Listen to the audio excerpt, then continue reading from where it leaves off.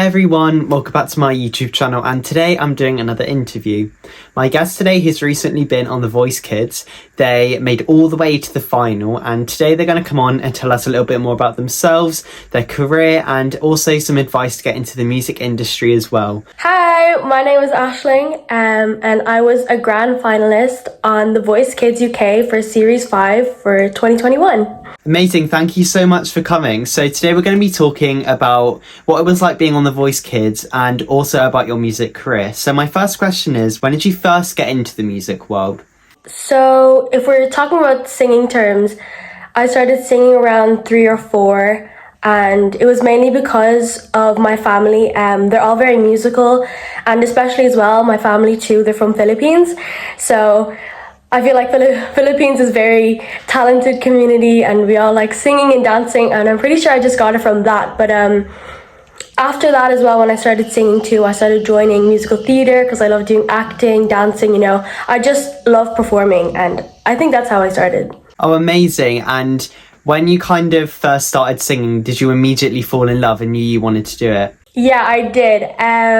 My sister, she used to sing when she was younger, and she kind of influenced me and encouraged me to continue on singing. So whenever she would be singing, I would kind of like copy her in a way, as the older sister, she influenced me a lot, and she was my big inspiration when I was younger, so yeah. Oh, it's lovely that you used to look up to your sister in singing. So obviously one big moment in your career was The Voice Kids, but before we talk about what it was like being on TV and being on that show, what was it actually like auditioning to even get on to the blind auditions? It was very nerve-wracking.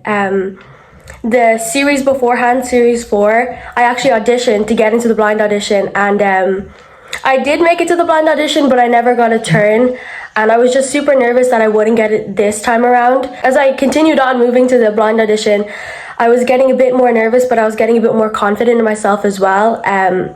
But getting a turn from Danny was amazing, and I'm very blessed and very grateful to have that turn. Yeah, well, it's really cool that you got to go on the show twice, and it kind of also shows how much you grew in that 1 or 2 years, because obviously you got a turn in the second year, so that's awesome. So do you feel inspired by, or do you look up to anybody in the music world? I would say I would have a lot of inspirations in the music world. Famous ones right now, like, for example, Ariana Grande, Beyonce. I used to love her as a child, and I think she's one of my inspirations and the reason why I started performing as well. One of my favorite songs from her was Love on Top, and I would sing that everywhere I went. As well, Michael Jackson too. I was very influenced by him and his performance as well. But yeah, I also loved Whitney Houston, Celine Dion as well. They're such great singers, and I just love their ballads and their voice too. They're so powerful and strong. Yeah, they are all amazing artists, and they're all really big stars as well, so I think everybody's heard of them, which is awesome. So where would you like to see yourself in 5 years' time in terms of your singing and music?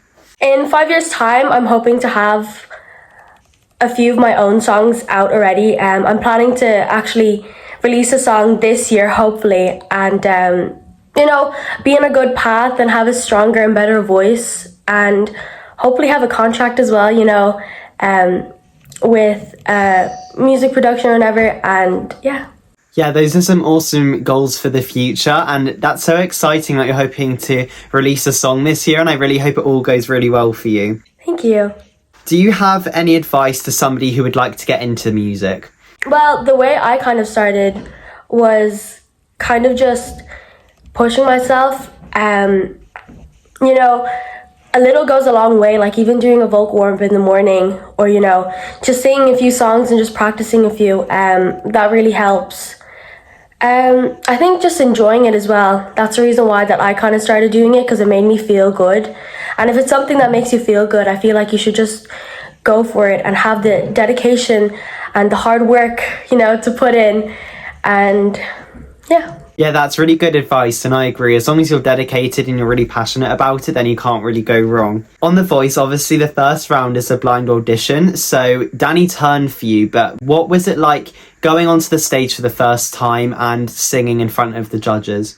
Oh my goodness, it was so nerve-wracking. I remember going up on the stage and actually shaking, Like I said before, I didn't get a turn for the blind audition, which made me 100 times nervous. You know, I was overthinking in my head, what if I don't get a turn? What if, you know, I mess up on stage? And you could tell by my voice that I was super nervous. You know, my voice was shaking so much. But in the end, I kind of tried to let go of it, and it worked out because obviously Danny turned for me, and I'm very grateful. Yeah, well, it sounds like that experience was, like you said, really nerve-wracking, but also really fun at the same time. And it did have a happy ending as well, which is awesome. If you could pick, what would you say has been the best moment in your career so far? I think my best moment in my career so far is definitely this experience. You know, I've joined singing competitions before, but never this big. And it really put me out in the world as well to show my talent. And, you know, it's just a really good experience, and it was one of my best memories ever. Yeah, it does sound like a good experience, and it definitely won't be one that you forget. So after the blind audition, obviously Danny turned and you got to be on his team. So what was it like getting to join a group of 4 and singing with them? It was so fun. All of them are so funny. Like Albie, Joseph, and Becky. They're all so funny, and we'd always be messing in rehearsals as well. So like the production team would be giving out to us, saying like, "You shouldn't be doing that" and stuff. And we'd be like, talking to each other when we weren't supposed to. So like our vocal coach would be like, "No speaking." Have you kind of like kept in contact with all of them after The Voice as well? Because it sounds like you got on really well with them. Yeah, not even just the team as well. I think it was just everyone too. Like all the finalists and everyone before that as well from different teams. Like I feel like everyone kept in touch. And I'm actually really grateful for that as well, because they're such talented people, and I'm so glad I got to be friends with them. Yeah, that's fantastic, and it's lovely to hear that you all still message each other, and like you said, even from separate teams as well.